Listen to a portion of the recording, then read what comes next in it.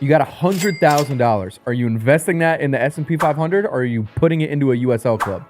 For 10 years, USL, give me the Greenville Triumph, baby. Let's go. Taking them to the top. USL is officially adding promotion and relegation starting in 2028, finally for the first time in American soccer. Tom, what's going on with that? Okay, so there are going to be 4 divisions of USL. There is the USL Division 1 that was announced last week called maybe the USL Premier League. And there's going to be, basically, you can go up or go down from League 2, League 1, Championship, or the Premier League, starting in 27 or 28, depending on when they get their shit together. American soccer has been waiting for an opportunity like this, and I'm so excited that USL is going to be implementing this. Raheem, does anybody actually care? The average American might not care, but I would say the people on Reddit in the U.S. soccer forums, they're going insane right now. This is big news for soccer in the U.S. It's going to bring a lot more opportunities to the players, and I'm curious to see what MLS is going to do with this. Should MLS be scared of this? Absolutely, bro. I think MLS should be very frightened about what's to come with USL. There are so many players who have been waiting for an opportunity to play in MLS. They balled out in USL Championship or USL League One, and they stay in the same division. And when you look at the European leagues, if a player's performing well in a lower league, he's usually moving up where it's through his team or through himself individually. So now players have way more pathways to become pro, and MLS should be very concerned. I think they should. I agree in some senses, but in another, I think MLS has the immediate advantage right now. I think USL is kind of banking a lot on this working out from a financial perspective, from an owner's willingness to invest perspective. So it's going to take a minute. If I'm Don Garber, I'm not sweating it now. But if this is still like smashing it, or if it is smashing it by like 2035, All right, if I have to explain what promotion and relegation is, does the average US fan even care? No, I think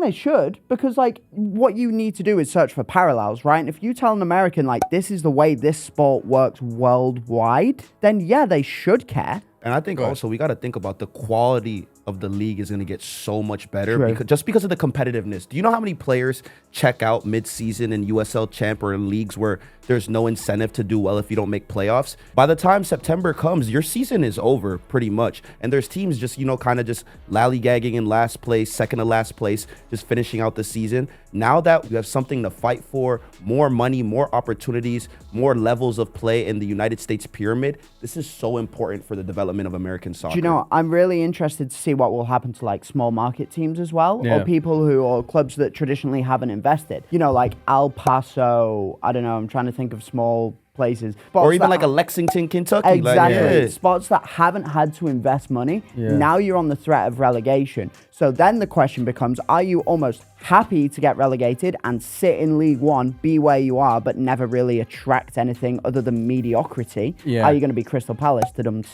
Or do you want to push for the top? Like, is Portland Hearts of Pine currently in USL League One with dope jerseys? Are they going to say, you know what, man, we want to be in the big leagues? That's when it gets exciting. Yeah, no, this is really interesting. And I think there's a huge financial incentive if they get it right for teams to go up. If you make $1 million a year in revenue as a club in League One, but you can make 4 in the top division, that's a huge incentive to invest. Show me the money, right? And show me the money, baby. Owners are gonna love that if they can, 3x or 4x the revenue by going up. And you also got to think, as an investor, you want your league to be competitive. It's the reason why Ryan Reynolds and all these guys are investing in clubs overseas, because they see the incentive of, I can make it to the big lights. I can make it to the Premier League from going from League 2. Like, the story of Wrexham is so important because people are seeing them climbing divisions into potentially the Premier League. Imagine if that's brought to the U.S. This is all great, but how is it going to affect MLS? I think as soon as it seems like this thing is like becoming legit, I mean, Don Garber won't be commissioner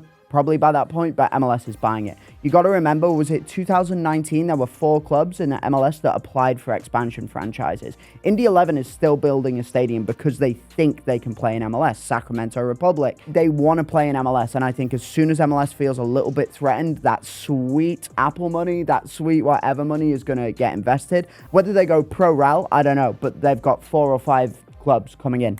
Let's say the USL Premier League, like the top division, is able to rival MLS. Do you think there'll still be incentive for USL clubs to still want to go to MLS, even though they're the highest division? Yes. Why? 1,000,000%. Yes. 100%. Even if they had similar investment. MLS has like a $1 billion rights deal on the table that's happening right now. That is not even remotely close to what USL could be sniffing in 10 So you years. think they'll just go for money?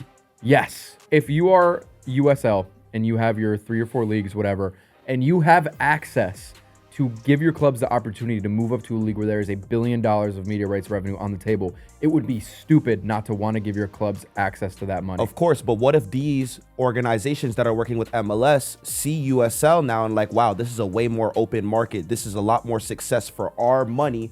What if that money that MLS is getting starts going towards this league? You have to also think about the infrastructure. MLS is restrictive as man. Yeah. It's got like a 500, what was it, 500 million? What was the $500 expansion? million buy-in, something like that. It's yeah. really... Not everybody has Apple TV Plus. Let's be real. I'm not going to lie to you guys, bro. It's been a minute since I watched a MLS game. You got $100,000. Are you investing that in the S&P 500 or are you putting it into a USL club? For 10 years, USL, give me the Greenville Triumph, baby. Let's go. Taking them to the top. Yo, 100 bands? Tampa Bay Rowdies, we're going up, gang. We're going up. That's my hometown club. I got to do it, bro. I got to take the risk. Yeah, right now I would probably go for a USL club as well. For being, look at you. Well, Oh my God, yeah. you had to change your heart. Oh, so it's fake money. It's not real. If we're being real, and I had that much money, which I do not. Okay, so is this going to draw more Euro snobs to actually watch American soccer and USL? As a Euro snob, I am now a USL truther. I think, honestly, yeah, bro, because you'll have the people over in Europe, promotion and relegation. That's why I don't watch American soccer. And now Is that that we how have people it, in Europe sound? nah, my British accent is trash. Promotion and relegation, bro. But if I'm from the UK, for example, and I finally see a league implementing what we're doing over in Europe that makes us like what it is, I'm definitely gonna. Do you know what it is? I feel like this is big for the football hipsters. Do you know what I mean? Because like the football hipsters in the UK are always like, Serie A is the best league. No, wait, you should care about football in Greenland, which you should, by the way. But the point is like now like you have got random eyes in America, and this is how this stuff starts, man. It's like microcultures into the mainstream, and I think the Europeans might now give about US soccer, and how is that not exciting? And also, we got a grower here. They're gonna they're gonna give it more legitimacy. But when I talk about American Euro snobs who are like, I don't watch MLS, bro. I only watch the Premier League. They're not gonna start watching USL because there's promotion relegation. I think they say that because it's just the easiest excuse. I think you're wrong. No, they want to watch European soccer because the best players in the world play for those clubs. The best players in the world do not play for Greenville Triumph. It doesn't matter if they can go up. Sorry, I love you, Greenville. But then you also got to think about why are people interested in the Netherlands league? Why are people interested in Belgium? Some of the best players in the world play in those leagues. Name five. And Ricardo Pepi. Ricardo Pepi, Serginho Dest, one of the Aronson brothers, the other guy who's American who plays over there, and Richie Ledesma. Chucky doesn't even play over there anymore, man. But all I'm saying is like, how many Americans are really watching the Belgian league anyways, or the Eredivisie on a weekly basis? Not really any. So if they're not watching those, why would they watch USL?